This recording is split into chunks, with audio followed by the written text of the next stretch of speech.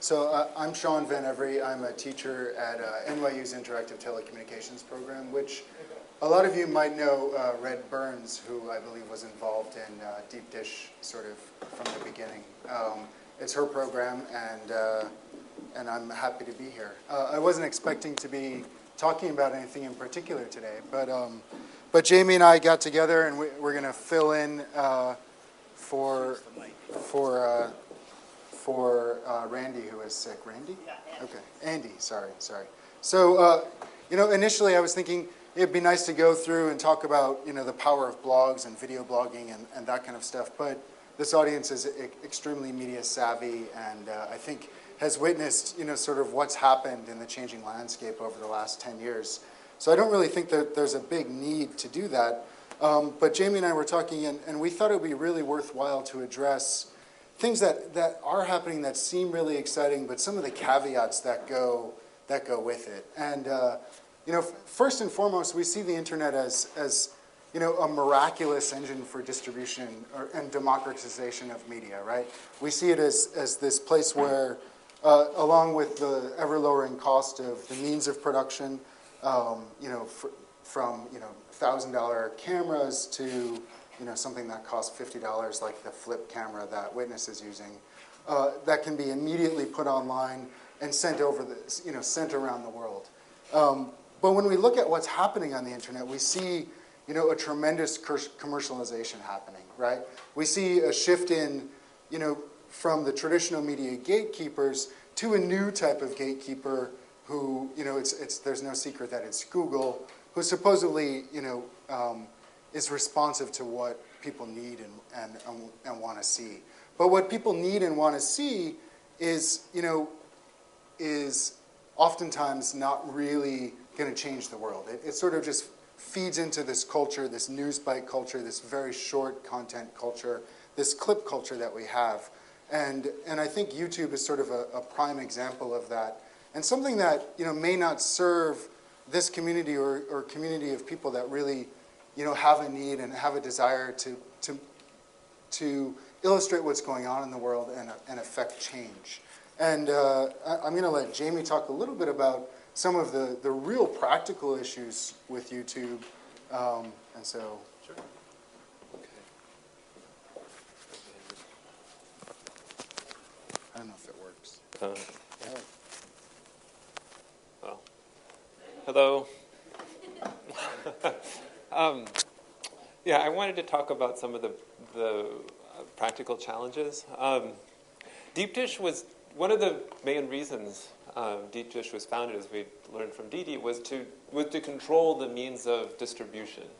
The good news, as Sean pointed out, is that the world of video distribution is completely changed, and it's extremely cheap now to reach an audience of over 1 billion potential people. That's great.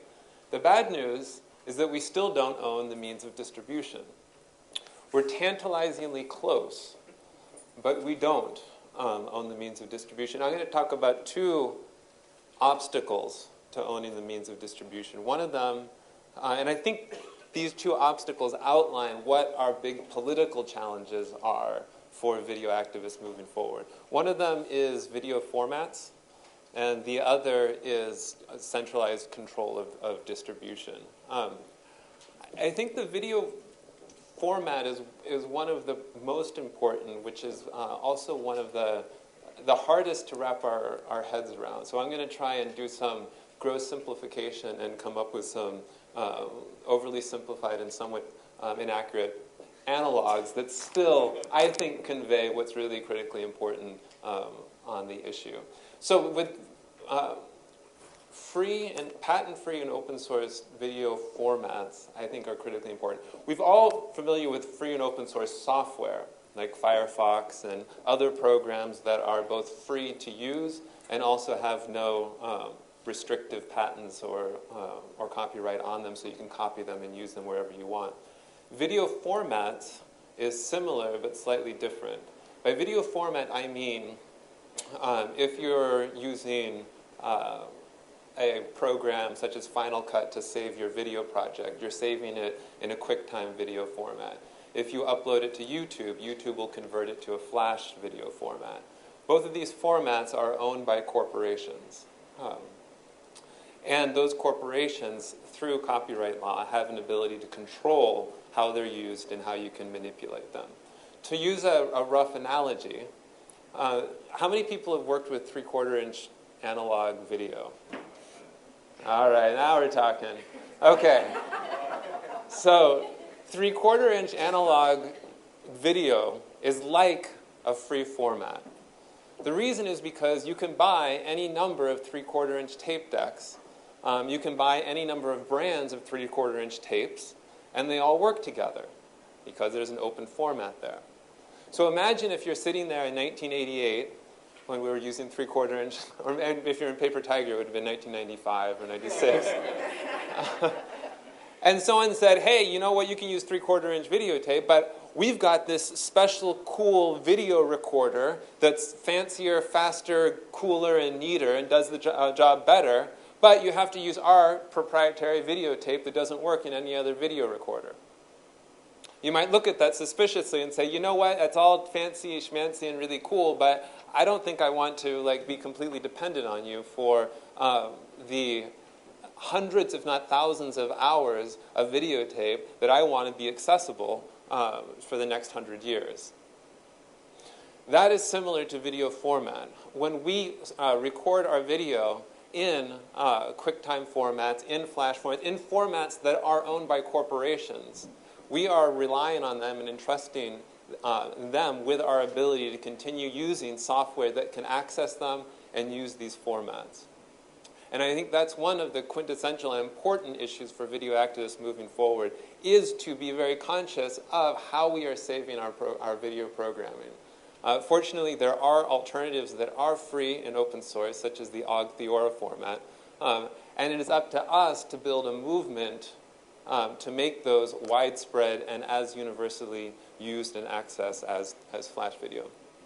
And I'm going to pass it back to Sean if you want to talk about centralization a little bit more. Yeah. So, although it seems like it's a little bit of a geeky pursuit to really worry about to worry about sort of the need for open source, right, and the need for the technology that we use to be sort of communally owned. But it is of vital importance. But we still can't ignore that, the world has started to standardize around some of these proprietary formats. And we still need to get our message out in many ways. But to foster this type of competition is vitally important, right? So you talked about the fact that Firefox is this free and open source browser.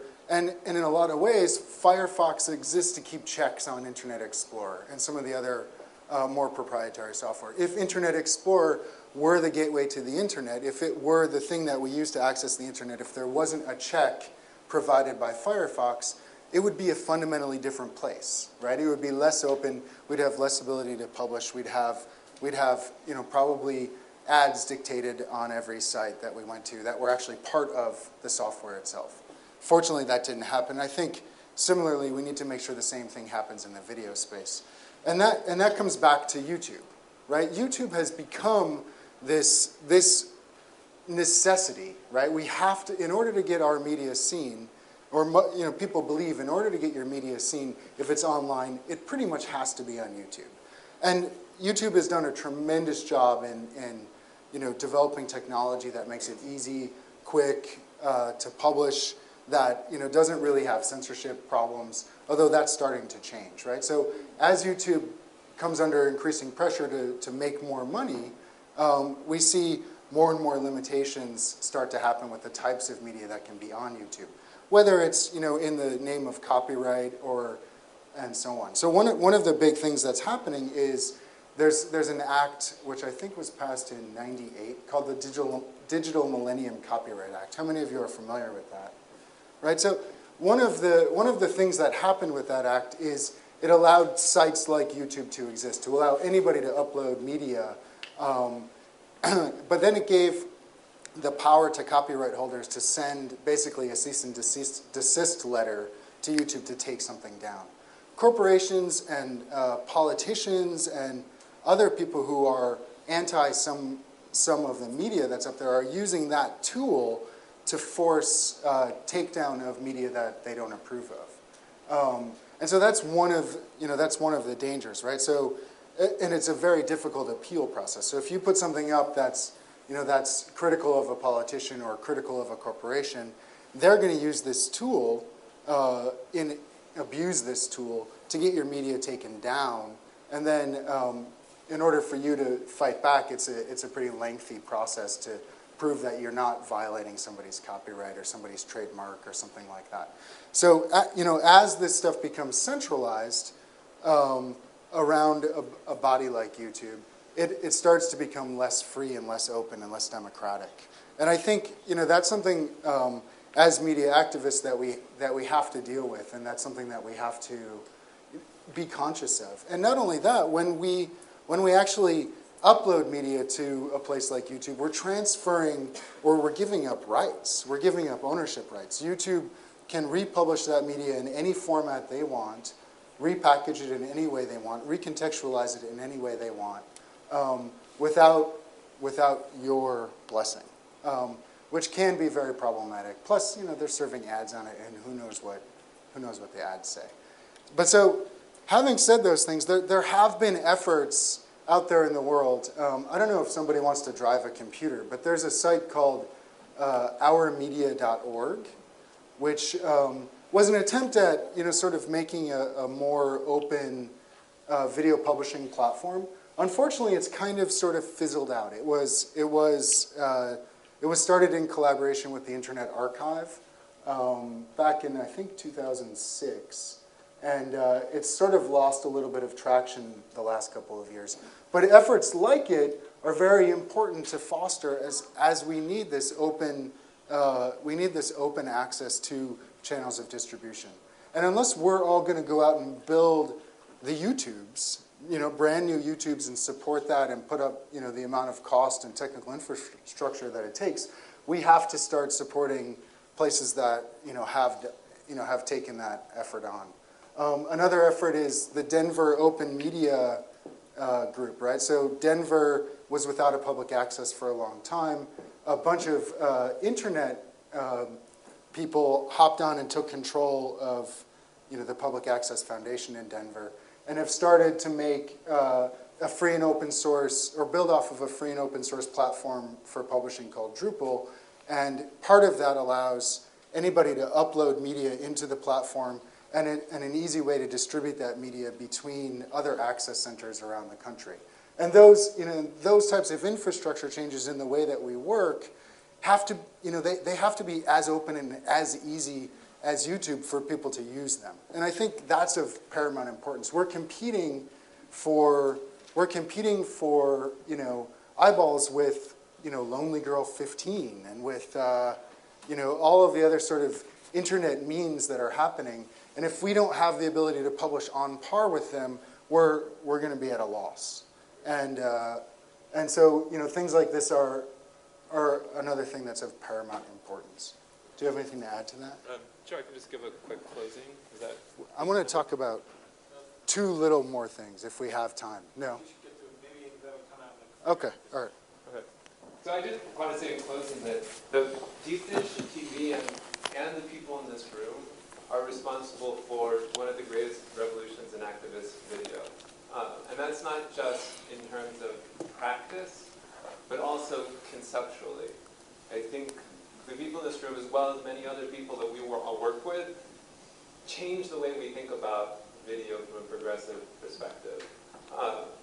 And now the tools are completely different. It almost seems like it's a different field, but we still need the thought that went into Deep Dish and into the work that everyone here has done. We need it now more than ever.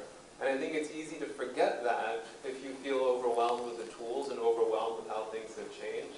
But that doesn't change the fact that we need a progressive thinking, a progressive perspective on these tools. And I think we desperately need that from a collaboration of people who have been through this before and people that are just getting involved with the tools. So.